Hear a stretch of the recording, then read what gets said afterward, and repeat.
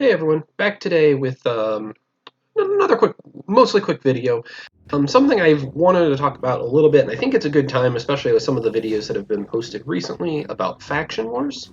So obviously this is going to be from the mindset of a free-to-play player that, or just early game player in general.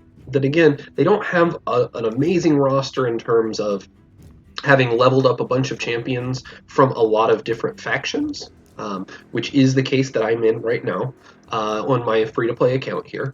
And one thing that the reason I want to talk about this is we have these advanced quests. So every single day we're getting these quests, and we have to go in and we have to do something in Faction Wars. And what's going on, and what I've seen a lot of complaints is, especially not this quest here, but the quest that is for Faction Wars. So you can get the beat a Faction War stage with a rare. You can get the win 3 stages of Faction Wars without losing a champion. Like, those are very easy. Unfortunately, there's also beat a boss in Faction Wars. So that is the third quest that I've seen. As far as I'm aware, there's only the 3 quests.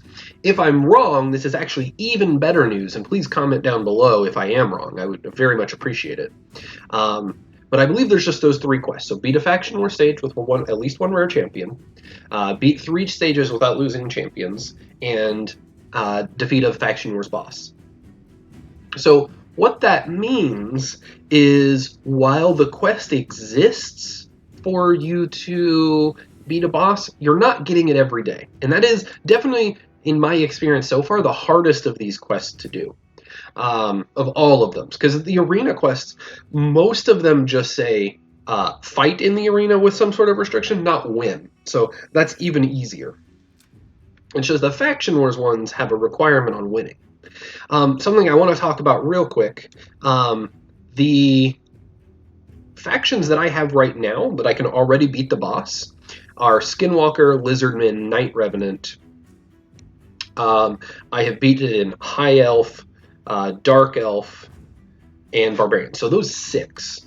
The thing is, I can also do it in Sacred Order. I just haven't had to, because it requires me to level up a couple of champions to 4-star just to fill out the rest of the team. Because I have Aethel already 6-star with masteries to get through the waves, and I can have Armiger just put some gear on him and it'll help with the boss itself. So the thing is, that's 7 of these factions that I haven't gone out of my way with on any of them to have champions to do. Just whatever I already had. The one exception being Skinwalkers, that I got Basher up to 6-star or 5-star instead of leaving it at 4-star. That's the only one of these that I leveled up past what it could be just from the star level they already had. So then the question is, if you're someone like me that you can do 6 or 7, we'll just say 7 for the ease of math right now, what are the chances that you're actually going to get a Faction War quest that you cannot do to finish off your advanced quest for the day and get your extra energy? So let's just take a look real quick. So let me bring up my calculator. So in here, we know that when we get the quest, the first faction that shows up for the day has to be one of the factions we can't do. And I'm saying that I can do 7, so we've got 6 out of 13 for the first.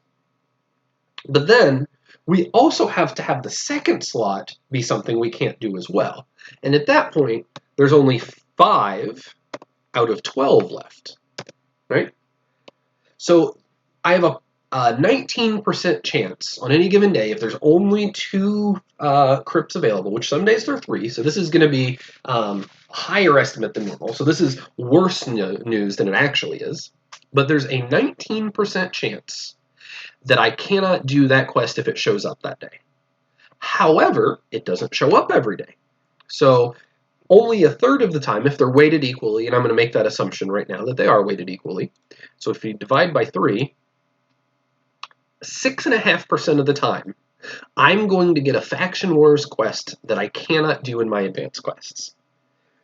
So obviously that sounds really low in my head, right? And I'm like, yeah, I'm pretty much okay with that. I don't want to invest a bunch in Faction Wars, especially if it's a faction I don't have many champions for, just to try to do this.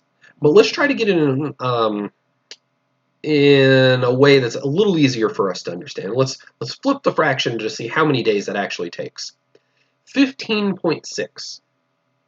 So that means I am expecting to get a quest that I cannot do in Faction Wars 2 times a month.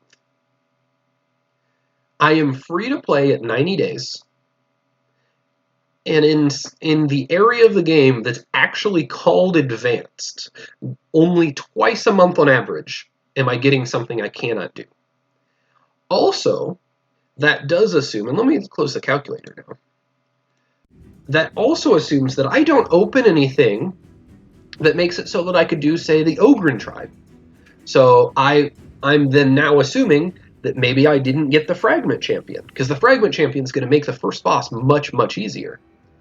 Or I chose not to level up my Bannerlords. I have a bunch of Bannerlords that I could level up and use to try to do this.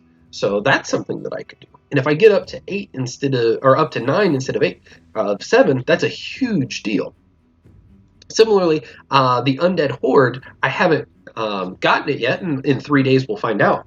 I already have 2 champions leveled to 60, so Mausoleum Mage and Frozen Banshee, but then I had 3 champions in Seeker, Dark Aethel, and who's my third? Sorry, I'm having a bit of a brain fart at the moment.